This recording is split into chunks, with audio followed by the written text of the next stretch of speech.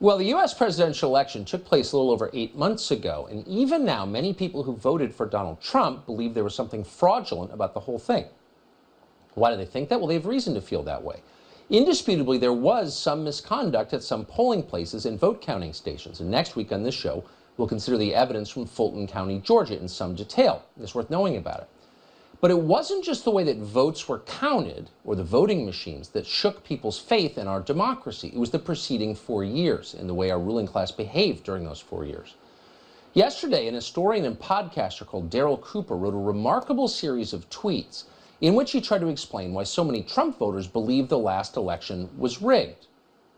Really smart. He crystallized it. We'd like to read some of it now. Quote, "Here are the facts, actual confirmed facts that shape the perspective of Trump voters. The FBI spied on the 2016 Trump campaign using evidence manufactured by the Clinton campaign. We now know that all involved knew it was fake from day one. The voters this was aimed at are Tea Party people, the type who give their kids a pocket constitution for their birthday and have founding fathers memes in their bios.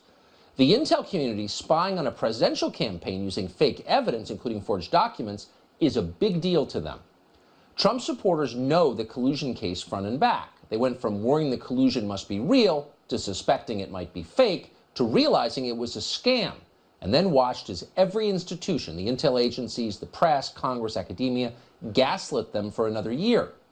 Worse, collusion was used to scare away good people from working in the Trump administration. They knew their entire lives would be investigated.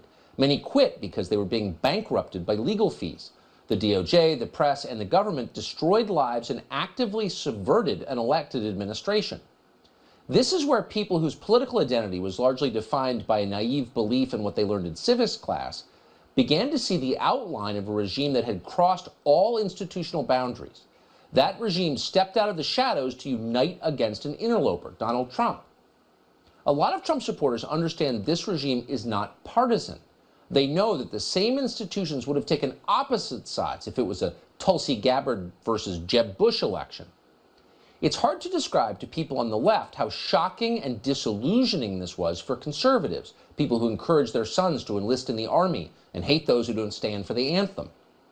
They could have managed the shock if it only involved the government. But the behavior of the corporate press is what really radicalized them.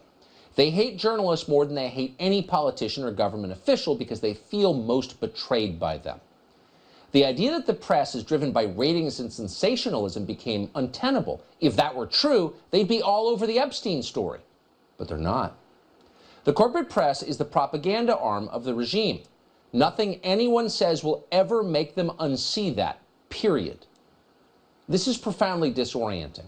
Many Trump voters don't know for certain whether ballots were faked in November 2020, but they know for absolute certain that the press, the FBI, and the rest would lie to them if they were. They watched the press behave like animals for 4 years. Tens of millions of people will always see Brett Kavanaugh as a gang rapist based on nothing because of CNN. And CNN seems proud of that. CNN led a lynch mob against a high school kid. They cheered on a summer of riots. Republicans always claimed the media had liberal bias, but they still thought the press would admit the truth if they were cornered. It's a very different thing to watch the media invent stories out of whole cloth in order to destroy regular people's lives and spark mass violence.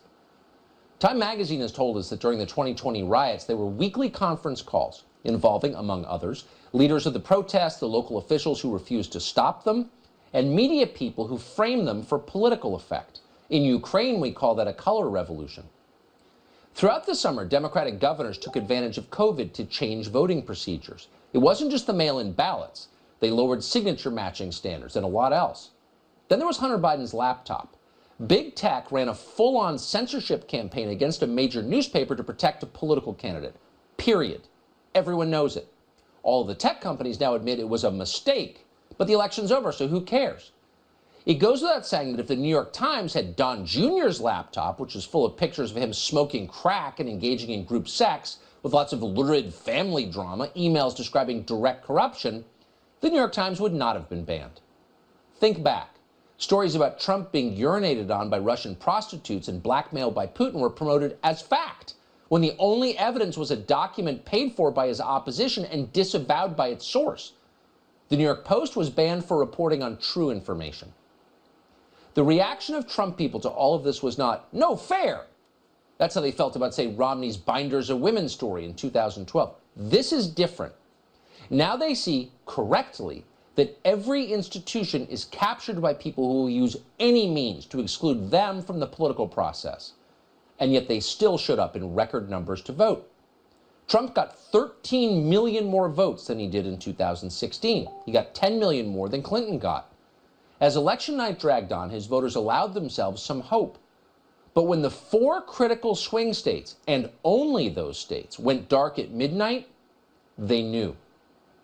Over the ensuing weeks, they got shuffled around by grifters and media scam artists selling them conspiracy theories. They latched on to one, then another increasingly absurd theory as they tried to put a concrete name on something very real. Media and tech did everything to make things worse. Everything about the election was strange, the changes to procedure, unprecedented mail-in voting, the delays, etc. But rather than admit that and make everything transparent, they banned discussion of it, even in direct messages. Everyone knows that, just as Don Jr.'s laptop would have been the story of the century. If everything about this election dispute was the same except the parties were reversed, suspicions about the outcome would have been taken very seriously. See 2016 for proof. They understand why courts refuse to take the election case. What judge will stick his neck out for Donald Trump knowing that he'll be destroyed in the media as a violent mob burns down his house? It is a fact, according to Time magazine, that mass riots were planned in cities across the country if Trump won. Sure, they were protests, but they were planned by the same people as during the summer, and everyone knows what that would have meant. Judges have families too. Forget the ballot conspiracies. It's a fact that governors used COVID to unconstitutionally alter election procedures, something the Constitution states that only legislatures can do, to help Biden make up for a massive enthusiasm gap by gaming the mail-in ballot system. They knew it was unconstitutional when they did it. It's right there in plain English in the Constitution. But they also knew the cases wouldn't see court until after election. What judge is going to toss millions of ballots because a governor broke the rules? The threat of mass riots wasn't implied, it was direct. And he goes on. In the end, Daryl Cooper writes, not every theory about election fraud is true, but Trump's voters, quote, are absolutely right that their government is monopolized by a regime that believes they are beneath representation and will observe no limits to keep them getting it. End quote. That is true, and every honest person knows it.